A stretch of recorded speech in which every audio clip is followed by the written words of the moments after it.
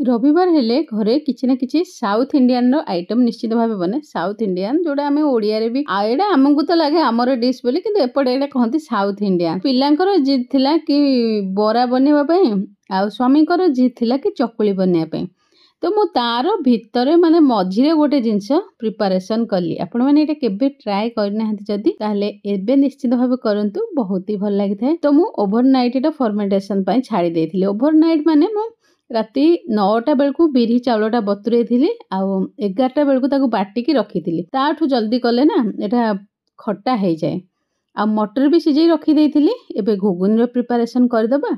तेल रे 5 फुटण ऐड करदेली, पियाज ऐड करदेली। पियाज ब्राउन हो गला पर सेथिरे अदा रसुण कंचा लंका टमाटर पेस्ट ऐड कर दे आउ टिके काश्मीरी लाल मिर्च पाउडर ऐड करछि। नॉर्मली एतिक मसला ही मो एई रेसिपी टे पई व्यवहार करे। धनिया पाउडर भी आपण माने ऐड करि परिबे, जोटा टोटली ऑप्शनल। आपण माने चाहिले ऐड करि परिबे।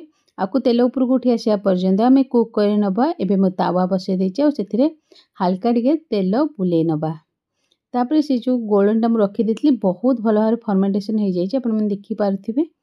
तो आकु हमें एमती भाबरे छोट छोट गोटे गोटे डंकी देई पिठा कर नबा। ओटा जल्दी भी बनी जिवो और टिके कम परिश्रम रे भी बनिबो। चकुली पिठाटा टिके अधिका परिश्रम ताठू टिके कम परिश्रम बन जिवो।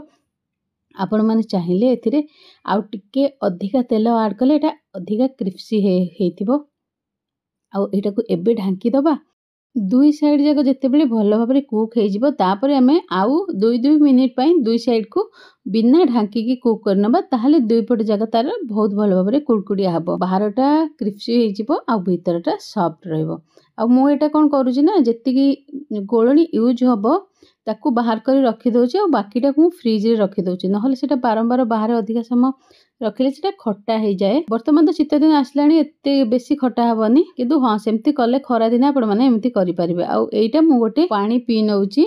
एटा को आजिकली जुगरे तो प्रोबायोटिक वाटर कहउचंती, जेमती हमर पखालटा को प्रोबायोटिक कहउचंती। एटा गट हेल्थ पई बहुत भलो। आ आपण माने चाहिबे रेसिपी हम आपण संगे शेयर करि देबी। आ एबे मसलाटा तेल ऊपर को उठी आसी, मसलाटा कसी जाईची। आमे एबे एताकू घुगुनी रे ऐड कर देबा। आ किथि छोटो छोटो पिठा मु पिलांग पई बनेइली। ताकू बनै सारिबा परे एबे एई बड़ चकुली बनौची स्वामी को पई। माने दुईटा एक जिंस गोलणी एमती मु प्रिपरेशन करथिली कि जोथ्रु दुईटा एक जिंस आराम रे बनी जिवो। आ बहुत दिन रो मु टिके वीडियो अपलोड करि पारु नथिली। तो एपट एपट हेकी कि व्यस्त रहि जाइथिली, सेथि लागि अपलोड करि पारु नथिली। एबेठू भाबुची रेगुलर अपलोड करिवि बोली। देखंतु पुणी कोन होउची आग। आ वीडियो रे भी प्रॉपर मतलब व्यू वगैरह एक तो मु ठीक कहबी, मु कहबी कि मु हां इरेगुलर किछि रहउची आ किछि तो व्यू लागि भी इच्छा होनी करिवाकू। तो आपण मानकर टिके लव एंड सपोर्ट मिले रेगुलर वीडियो हुए तो मु अपलोड करिवि। ठीक अछि, जेमती चलछि चालू आ कोन करिवा। तो एमती भाबरे एबे मु सर्व करि दउची। पिला मान तो नै कि खाइ सालेनी। आ तार बापा को मु एटा दउची गोटे स्मॉल पिठा तांको दे देछि, छोटो वाला पिठा बरा। हमर एमिति पिला दिने मोर मने अछि श्राद्ध बा पूजा पर्व रे रिफाइंड तेल यूज होएनी। घियो रे खाली काकरे पिठाटा को आ बराटा को एमती भाबरे सेका जाए तावा रे। आ बाकी निजे खाइबा पई सेटा छणा जाए। सेते बेले रिफाइंड तेल पूजा पर्व रे छाणीबा पई यूज करंतेनी। झियर गोटे प्रोग्राम थिला स्कूल तरफ रु, तो सेथिरे इठी आसीचो आमे। तो पेरेंट्स भी इनवाइट थिले। तो कहार पेरेंट्स आसी नथिले कि आमे केवल आसीथिलु। आ सांगरे एठी बहुत भलो प्रोग्राम थिला। तो तार तो डांस झियर डांस प्रोग्राम थिला। आ बाकी एटी बहुत भलो सांस्कृतिक कार्यक्रम सब चली थिला। सांगरे बहुत सारा स्टॉल भी पड़ी थिला। आ मेला भी पड़ी थिला, माने झूला वगैरह पड़ी थिला।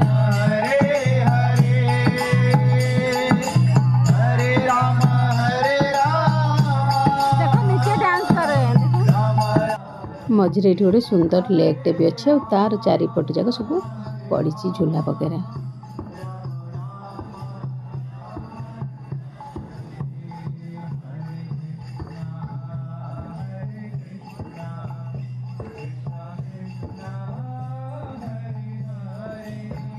आपण माने जे भी एरिया रे रहउचंती हुए तो जगह कोटा सेटा आपण माने गेस करि सारिबेनी। तो एठी सांस्कृतिक कार्यक्रम चली छी। आ एठी चारिपटे बहुत सुंदर जंगल टाइप रो हेची और लेक भी मझिरे अछि। तो मो लेक चारिपटे टिके वॉक करि नउची आपण को देखेबा चक्कर रे कि बहुत सुंदर हेची जगहटा। मते बहुत भलो लागिले। झूला भी पड़ी छी।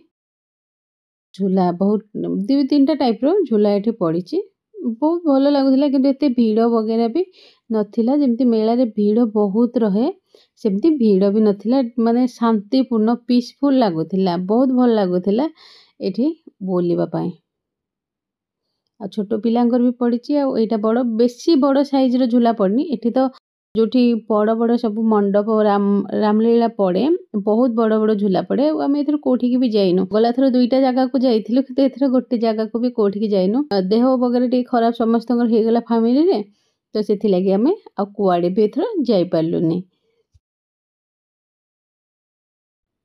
आउ एमती किछि लाइट रे सजा है कि बहुत ही ज्यादा सुंदर देखा जाउथिला ए जगहटा आपण माने देखि पारुथिबे आ सेठी गोटे साइड रे पिलांकर स्टेज प्रोग्राम भी चली तो लेक चारिपट जाक बहुत बड़ जगह अच्छे से चारिपट जाक 2-3टा झूला पड़ीला आउ स्टॉल लगी स्टॉल तो स्टेज पाखरे ही लगी आ सेठी सब बाहर बहुत लोक आसी प्रोग्राम करथिले इस्कॉन वाला भी आसीथिले आउ किछि आउ 2-3टा संस्था भी लोक सब आसीथिले।